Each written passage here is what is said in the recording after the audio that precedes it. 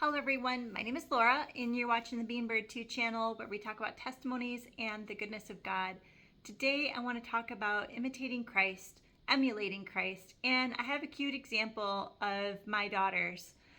When my oldest daughter was aware that we were having a baby, she knew that that baby was going to be a sister, it would be her first sister. She was really excited about the idea of having a little sister. And as the pregnancy went on, I was 1 week past my due date and the baby still hadn't come.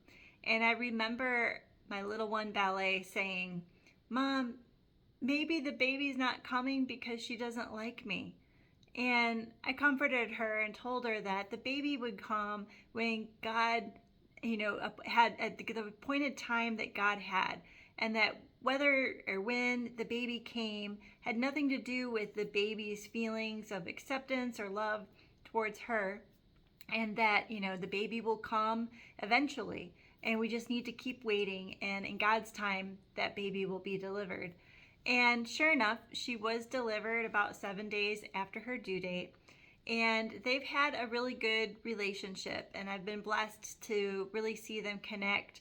And Ballet has been such a wonderful sister, always looking out for her little sister, and just really being a servant's heart towards her. And I've appreciated watching that so much.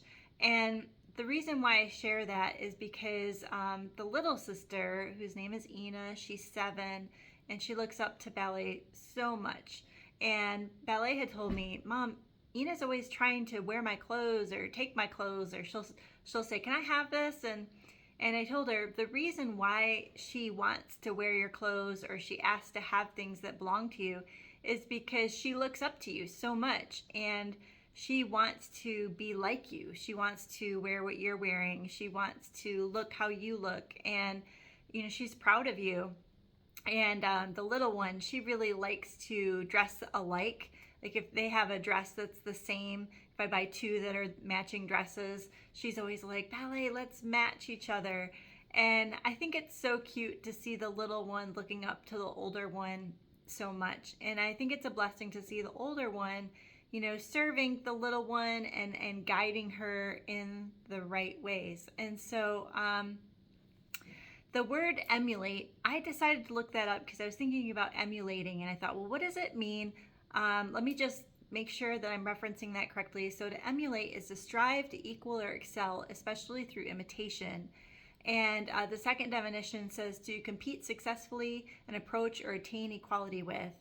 And the third definition says to imitate the function of. And so I looked up imitate, and it says to use or follow as a model, to copy the mannerisms, speech, or mimic. And I definitely see, my little one copying the older one in that way.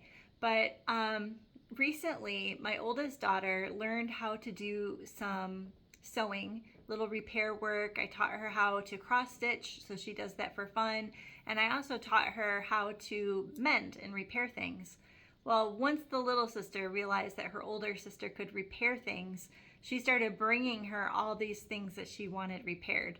So she had a little stuffed animal with a little hole in it, and so she gave it to her sister and she said, "Can you fix this for me?" So the older daughter brings out the sewing kit and fixes the animal.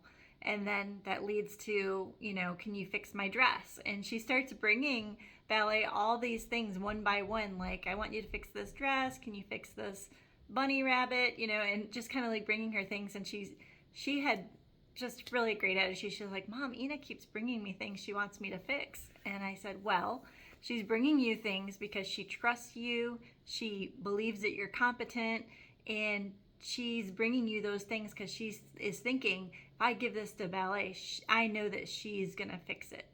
And so she was flattered by that, and she felt good about it. And I know that she feels proud that she can help her little sister, and she's happy to do it.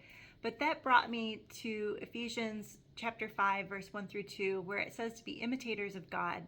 "Therefore be imitators of God as beloved children, and walk in love, just as Christ also loved you and gave himself up for us as an offering and a sacrifice to God as a fragrant aroma."